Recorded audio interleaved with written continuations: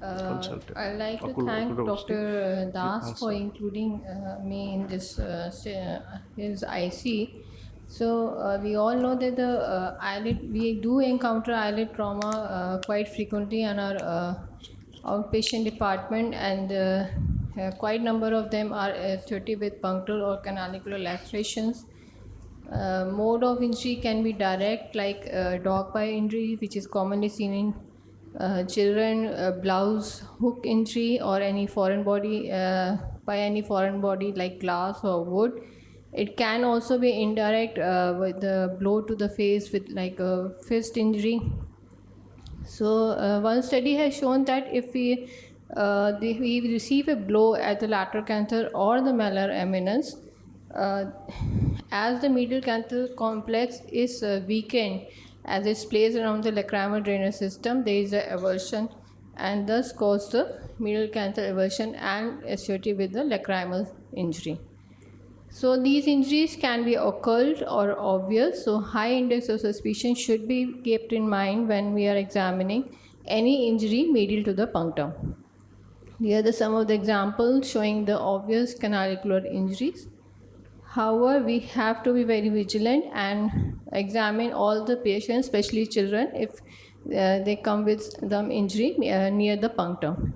And it's important that we can pass the probe through the punctum, and if we see the punctum beyond probe beyond the punctum in the soft tissue, it means there is a canalicular injury.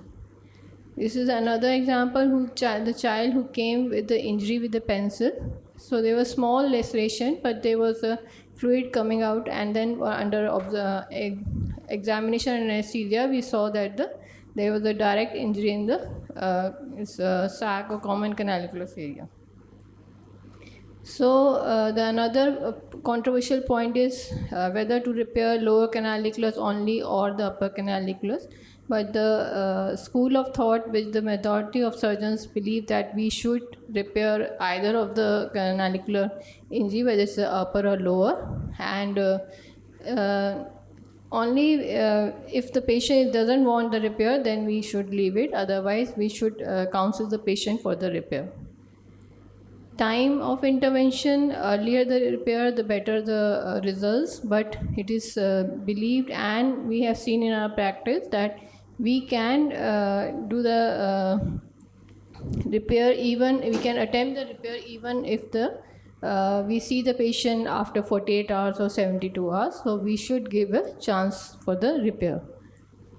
The basic principle is the identification of the cut ends, approximating the cut end, and retention of the stent for adequate period of time so that we can maintain the patency. So here are some of the examples. It's the slit through the punctum, and these are the proximal cut ends we can see, and these are easily identifiable. However, the tricky ones are the more medial cut ends, which we have to do the maneuver and examine them under the microscope to identify them. So if we are not able to find the medial cut end, we can use the other modalities like passage of probe with in the normal anatomical position, and we can inject the air in a pool of fluid or any saline or trypan blue. Pigtail probes has also been used by some of the surgeons. However, I do not prefer, as they have a sharp edges. I have not found any pigtail with a blunt edge, so I don't prefer them. So the key for the identification is the use of the high magnification and good illumination. So under the microscope, if we think that we are not able to locate it in the OPD or in children, it's better to take them in OR and examine them under the microscope. Stents, monocanalicular or bicanalicular. I prefer monocanalicular in a monocanalicular injury. However, if there is a bicanalicular injury, we can put 2 monocanalicular stents, or we can do the Crawford stenting, bicanalicular stenting. So for monocanalicular, mini Minoca is readily available, though I have no financial interest in that. And if we don't have mini Minoca in our armamentarium, we can use intracath. 22 gauge intracath do give the good we can do the good repair with the intracath also. And in case of bicanalicular injury, we have to offer Crawford stents. So after the stenting, we have to approximate the canalicular, pericanalicular suturing, which is done with atovicral suture, and the fixation of tube. Though the mini Minoka stents do fit snugly in the punctum, they do not require any fixation.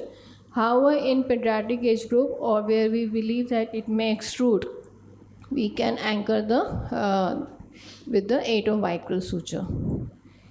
This is just to show if we are using an intracath, then we can anchor it to the with the 5-proline suture, passing a double arm proline suture through the skin, one near the eyelid margin and the other away, and then passing through the bolster, and then creating an up and in traction, passing through near the medial canthus. So we can have a proper retention. This is just a small video showing a full thickness eyelid laceration in the upper lid as well as the medial canthal avulsion. So the probe is passed first through the punctum. It is very important that we should not load the tissue with anesthetic as it may cause the distortion, and always keep the anatomy in mind, and so the proper orientation of the tissue should be done. As it was quite retracted, so we pass first the suture through the orbicularis, and then making a stent edge and the bevel, and then passing through the punctum. We may sometimes have to give a single snip also in some cases if it's not able to pass the mini Minoka through it. And once we have snugly fits in the punctum, then it is passed through the medial cut end. And then we can do the pericanalicular suturing. Usually I give 3 sutures, one anterior, one superior, and one posterior. Some studies have shown that 1 suture is good enough, and then the rest of the repair is carried out. So this is a pre-op picture of the patient with the medial canthal avulsion and after the repair of the lid and the canaliculus. So another patient with the medial and lateral canthal avulsion in which the intracath was used. So this is a pre and post-op of the patient. So with the proper technique and keeping the anatomy in mind, we can find that in most of the cases, 99.99%, we can find the middle cut end. And if we perform the surgery meticulously, the success rate are as high as around 90%. Thank you. Dr. SHALOO, yeah, of course, it is nicely you detect, but there is some issues, especially those are in an early phase of their career or for students. So, what are your to take home message to our young surgeons to identify the proximal end? Proximal end. Distal end we can identify very easily from the proximal end. Yeah, what are the tips? I have shown in the yes, fine. Because it was another point I want to highlight. So if that cut is nearer 2 to 3 mm, it will easier. Because anatomically you can see there will be a less tissue immediately, or if it is a fine cut, it will be very, very easy. It's very medial, which I have shown in the video. Yeah. It's very important that we should not use the forceps to lift the tissues around the area, because it will also tether it. And we should orient the lid always in the anatomical position. Yes. We should not pull it very with the tissues with the forceps.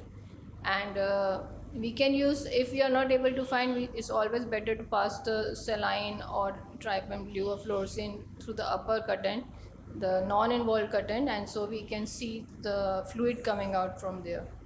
So usually we are able to identify it. Yeah, madam, just one question. It's very difficult to repair the upper canalicular lacerations. Lower, okay, so any tips for that? Because previously we used to use the pigtail. That causes, again, a false track and all sometimes. Yeah. So what is upper canalicular, sometimes is very difficult. I usually follow the same principles, and It's not, I don't think there is much of the difficulty. If you can add on it. Upper canaliculus generally, if you look lower canaliculus, maximum injuries are on the, there is a, if maximum is in lower canaliculus and with the hook or something just stuck on that punctum and there's a tear. That's why in upper canaliculus, lower canaliculus always nearer. That's my first question was nearer to the, always if you observe in lower lid always nearer to the punctum, but in upper generally always away from. That's another issue. There is a ideally no such point for there is a difference in upper and lower, but as we are sitting always from the head of the patient. Yeah. And that's another issue. So that's my take-home message to all the lacrimal surgeons to sit temporarily. Moment you sit temporarily, it will be almost, you can handle. In your this year, if you start to from that end, other end, temporal end, then it will be very, very easy approach, the straight approach. So for my tips is that I always advise the young surgeons or my colleagues to do from a temporal side.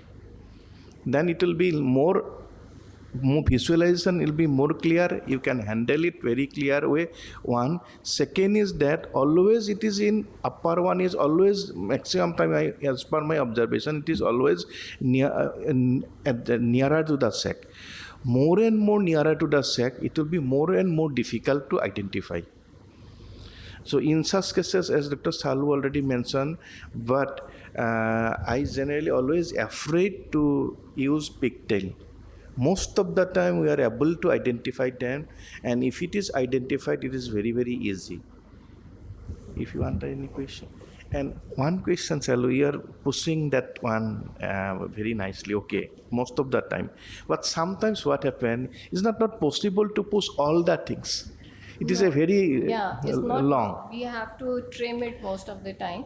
Yes. But in this case, I was able to pass it. Yeah, because so it was quite medial. Yes. Yeah, If it's you proximal, it is difficult to pass. on. And suppose you, that's a two technique. Either you can push as much as possible, then only you can adjust. Then you can trim and adjust. This is my technique. But you already, that is little cumbersome, difficult. Sir, you just pull the tube and fix in the one end. That is which is lodged in that punctum iliad. It is a very easy technique. But with the techniques, sometimes if it is that we are unable to insert hold that tube, then again you have to withdraw. There may be a chances of injury. Yeah, most of the time, if it's a proximal cut, it doesn't go full. Yes. It was a medial cut, so it went in the tract and we were able to pass it full. So in the proximal cut, we have to trim the length about 10 millimeters. Yes. So before engaging, my technique is like I just task. It will task only. Then what we will do? I will insert the letter one.